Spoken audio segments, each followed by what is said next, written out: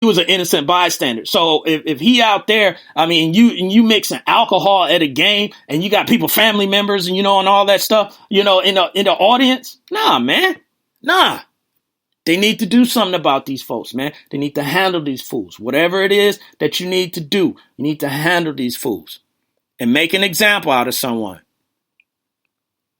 And Grego brings out a good point. The next game, he said, I think it was a good look that the respectful majority stood up and cheered to show they didn't agree with the few who showed racism in Boston. That is a good look, because that is not, what the majority in Boston is all about. Shouts out to Jeff Fox. He is in the building of the Jeff Fox show, as well.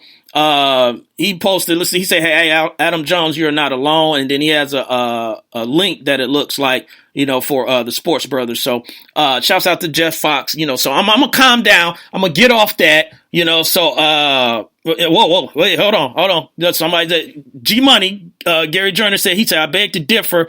Boston is Boston. They're racist. I've heard this for years. So Gary feels different about it. But Gary, I mean, would you say that is the majority? Like I said, I've heard, some of the same stuff as well, that, Boston can be pretty cruel, to people, but to say, that's majority, I don't want to go there, but they have a problem and they need to fix it, so I will agree with you up to that point, Gary. You got a point, about what Boston, got a title, as. So, I'm going to get off that, cause I got a little upset, on it, but, and we'll move on to, back to basketball. I guess if that's what you want to, call it.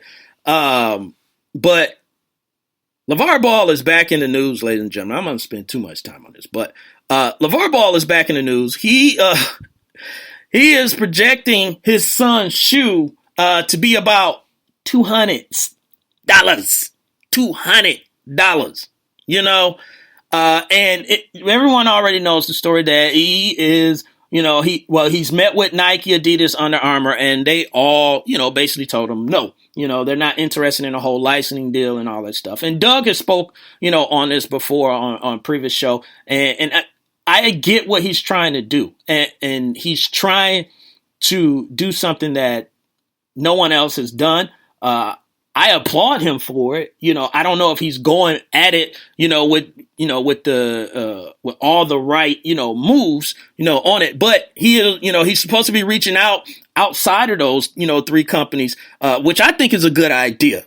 He's reaching out to some Chinese companies called Anta, Li Ning, and Peak. So I think with, some of those, companies, you start out, maybe, you do a 4-year deal, with them and everything, see what Lonzo, cause this is all based on what Lonzo, two things. This is based off of what Lonzo does in the league. That's number one. And two, whatever this prototype shoe that he got, it better be fire. Cause I'm telling you, if it's not, it's poo emojis going all over that thing.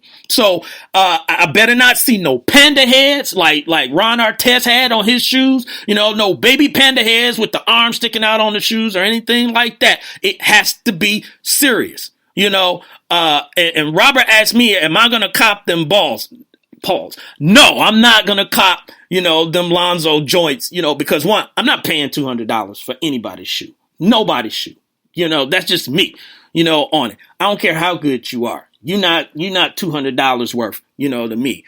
But he needs, he needs to come in with a nice pricing point, and then you can go up. I mean, ain't no problem with that. Say, it costs this to make this and all this stuff, and you go up. But Lonzo better be balling, for this to work out. But, good luck, to that man, in his endeavors, trying to get this $1 billion, dollar deal that he's trying to, get. So, I want to touch on Tyron Lue. Now, Tyron Lue was in the news, he was talking with ESPN about, some, job difficulties. He basically point out, he got one of the toughest jobs in the NBA. And so that begs the question to people thinking like, I wonder if he's smoking something or what is he talking about? Does he really have one of the toughest jobs? Here's what I say. Yes. I'll say it once again in Spanish. Sí. A lot of people are going to say, how could you have the toughest job, with LeBron James, with Kyrie Irving, with, Kevin Love, and, you guys, the champions. Here's why I say Tyron Lue has one of the tough jobs. I would say he has probably top 2 or 3 toughest jobs in the NBA. Just how he became the coach. There were already rumors that he was in the middle of it from the previous coach, and I can't even remember the previous coach name because remember, Tyron Lue took over middle of the season. So guys are already probably thinking Ty was already the coach. So you got that aspect of it that you're dealing with, who's the actual real coach and you're not, and he's looking at you like this guy is probably going to take my job. So what does anyone do when they're threatened by someone that's about to take their job? They try and do whatever they can to either discredit that person or whatever. And he didn't do that. I'm not saying that he did it, but it's just, you're in trouble. So you keep an eye out, Yeah. Thank you, Gary. G Money, Black. Yeah. David Black, he knew he was on the hot seat. And the momentum was shifting. The players wanted, Ty to be the coach, and we all know LeBron wanted Ty to be the coach. So I'm like, yes, he does have one of the hardest jobs. And then he wins the championship, basically in half a season. Now, there is no we will see what happened or anything like that. If you do not win the championship this year, and especially playing in the East, which everyone feels that the East is a much weaker conference than the West, they're saying you got the easiest route, to get to the finals and do something about it. Then, hey, I don't agree that that's easy. It's more of the pressure. It's more of managing superstars. That's where it gets really tough. Basketball is tough, but the other stuff and the expectations is where it gets tough. I got 3 coaches, or actually 2 coaches, but 3 teams that you see the example. So, first was Doug Collins. I don't know if y'all remember, Doug Collins was the coach of Chicago from 86 to 89, right? He got Michael Jordan. He got Scottie Pippen. He got Horace Grant. He got John Paxson. He got Bill Cartwright. He got all those guys. He got all those guys on his team. He goes, Phil takes over. They win a championship in 91. So basically 2 years later, they're champs. Basically with the same nucleus of guys. Next guy, Dale Harris. He took over for the Lakers from 96 to 99. Kobe Bryant came to the league in 96. Shaq went to LA in 96. They had some other guys there. They had Rick Fox. They had Derek Fisher got drafted the same year with Kobe.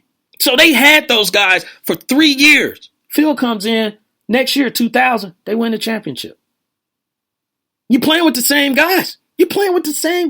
But the pressure of winning, when you have guys that should be better than what they are, you have that pressure. And then you have the pressure after you win. You have to win the next year because no one is going to give you a pass the next year. They're going to say, well, you're built and you won this year, so you need to win again. So last but not least, and I get out of here, is Stan Van Gundy. He was there from 03 to 05, and then Pat Riley comes in 06. They take over.